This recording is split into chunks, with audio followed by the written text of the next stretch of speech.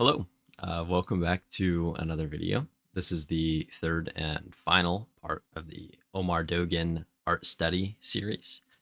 Today, as I mentioned in the previous videos, I'm going to be taking a portrait photograph and applying the concepts being bullet points or otherwise useful bits of information that we got in the last video from tracing over and replicating some of Omar's work. So today I'm applying all that to this portrait to get something in the ballpark of Omar's work. Not to be perfect as if he drew it, but to get some of that design language so you can look at it and say, yeah, that kind of looks like his work, or it looks like you've got a lot of the integral pieces of his work and are able to replicate that. So here I have for you a time lapse of me doing that illustration.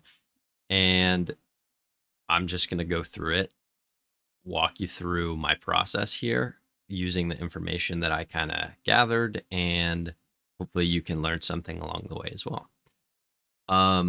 So I start out here with a little picture plane, just a rectangle to kind of set my scene so that I can have my bullet points over to the side and refer back to them while I'm drawing. I'm really just starting with a cube. Like in the last video, we talked a lot about how his heads are very, like they fit perfectly into a symmetric box or very closely. And then it's a lot of rounding within that, where you can see the reference that I'm using here. I've changed the shape of the face quite a bit, but I'm going to still try and capture some of the features that make the character recognizable. I'm going really loose here. I decided to add elf ears because I thought it kind of fit the character profile, and I made the frog on her head look quite a bit, quite silly. I exaggerated his pose and his expression because I thought in the realm of Omar's work, that's not something that's something that's very in the realm of possibility. um, that was quite the sentence that I just gave you. um, Here you can watch me struggling for a solid 40 to 45 seconds on trying to get these curves in the cheek right. In Omar's work, he does very exaggerated roundness of the cheeks and chin and pushes those shapes into a pretty severe S curve. I never do in my style, so it was hard to kind of push that. I think that's one place that I could have pushed more is exaggerating that S curve there would have helped make this piece look a little more similar to his style. All along me doing this, I have up on my desktop images of his work. I just have his like Instagram profile up and I was scrolling up and down it if I needed to refresh my mind on some of his design language, considering I haven't the last study of his work I did was um over a week ago when I was recording the last video. So I was a little bit fuzzy. If you were doing this kind of studying technique yourself, I would recommend doing it in very close succession so all the information is much more fresh in your brain and it's kind of easier to recall on it and use it while you're working. So I usually when I'm drawing, I'll do a rough layer, maybe one more sketch if I absolutely need to, and then do like a final line. This one, I did the rough sketch and then like a more final, and then I did one more final line. Because Omar's work, he very doesn't use very many lines in his work. They're quite sparse. Um, and that he uses shadows or color shifts to define his forms more than lines, and the lines are just kind of suggestions. So after I did like a line art that I would use for my illustration, I dropped the opacity and I did a line over that was kind of very carefully selected so that with like a finer brush, so it the line was kind of subtle and there were some undefined shapes there that I was going to go back through when I was painting it to define better.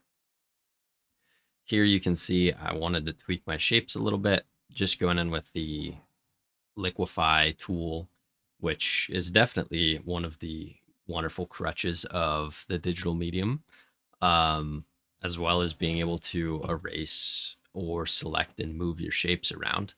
But I think that that's really useful when studying, especially for the first time someone's work, because you can adjust things back and forth without having to redraw it every time to see what looks the best, what looks the most accurate.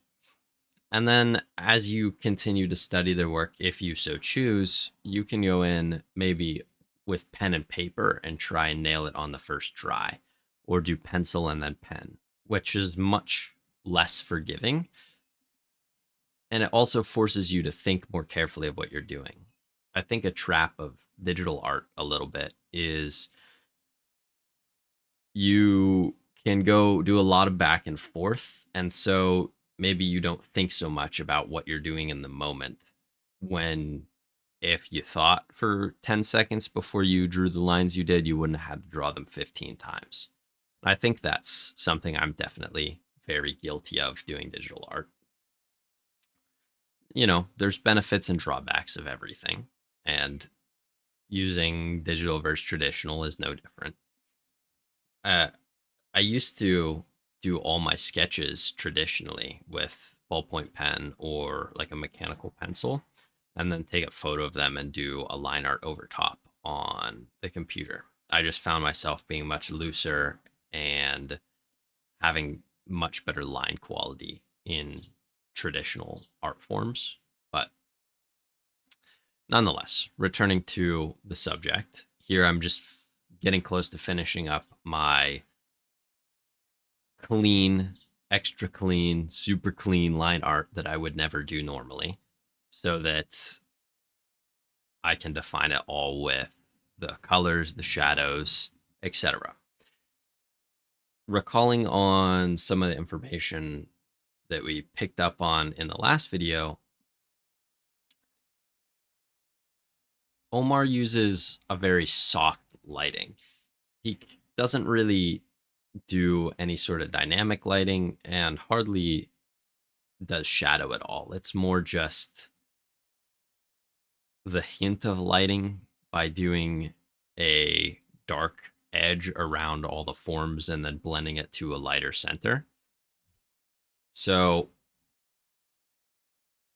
it was kind of hard for me while doing this to not try and put shadows in and just focus on that. I feel like it looks a little bit like Omar's style. It looks a little bit like the reference, but not a whole ton like either. Um, but that's kind of the goal. You know, you want to kind of capture the reference a little bit and capture a little bit of the artist you're studying.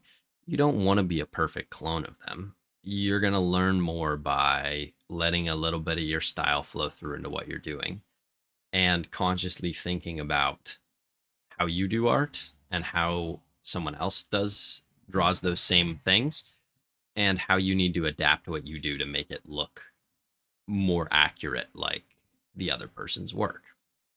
So here you can see after I blocked in my colors, I'm doing like a faint, darker, more saturated line around the skin and blending it into the center, which I'm leaving extremely light. It's like almost white.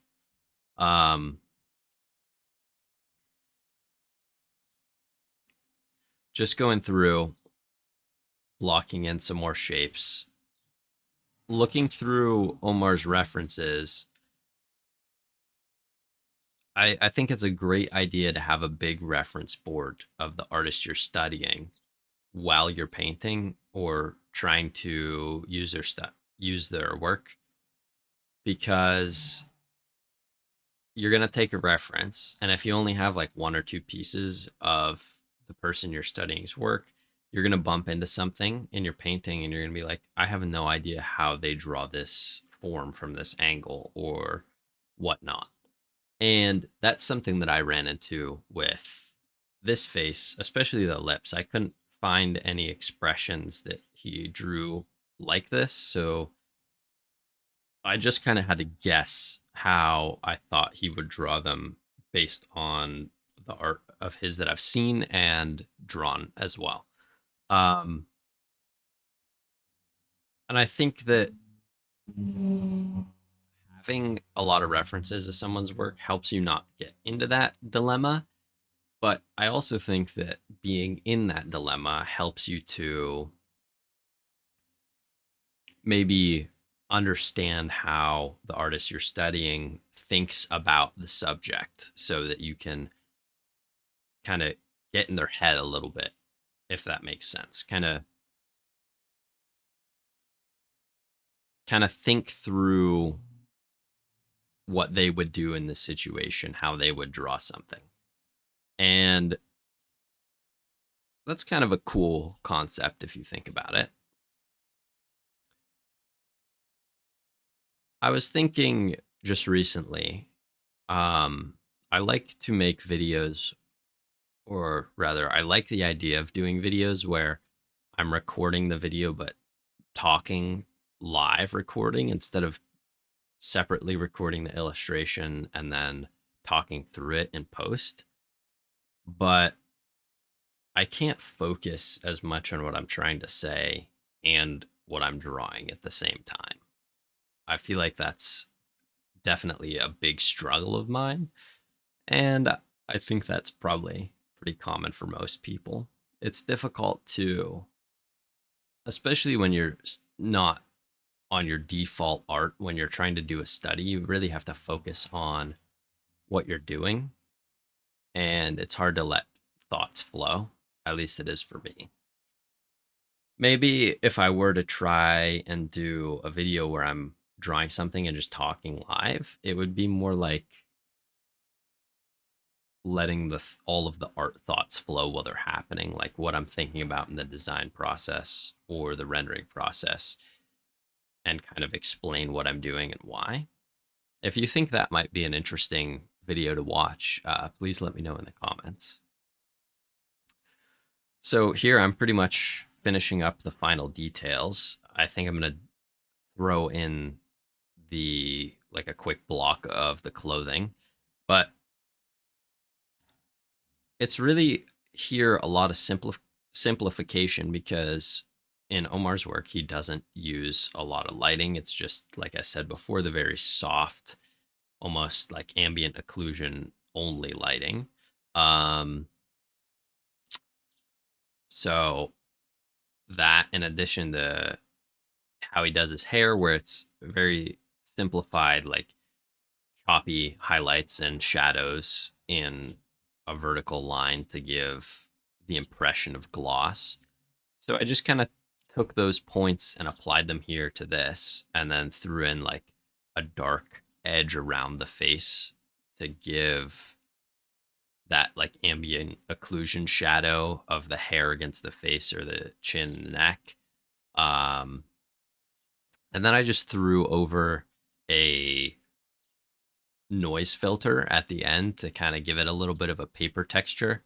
Very subtle, but I thought it was fitting considering all Omar's work is traditional. Um, so that kind of wraps up the illustration. That's the points that I want to make. It's it's nothing too complicated, you know.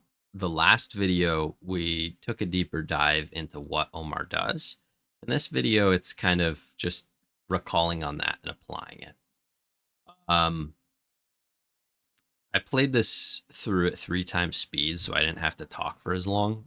I think the original video it was about a 40-minute study, which is a pretty good time frame for a color study. Line study, you could do like 10 or 15 minutes. Just kind of knocking them out super quickly. This is a little bit more complex because, as I mentioned before, it's a balance of using the reference and referencing the artist's work to kind of put those together and create a love child between the two of them. So I think that wraps up everything I wanted to cover in this video. If you like what I'm doing here, if you're enjoying listening to my videos, or you think you're learning something, please consider supporting me on Patreon. I'll have a link in the description. I do a number of illustrations every month, with a few being exclusive to Patreon. All right, with that, I love you all. Please take care.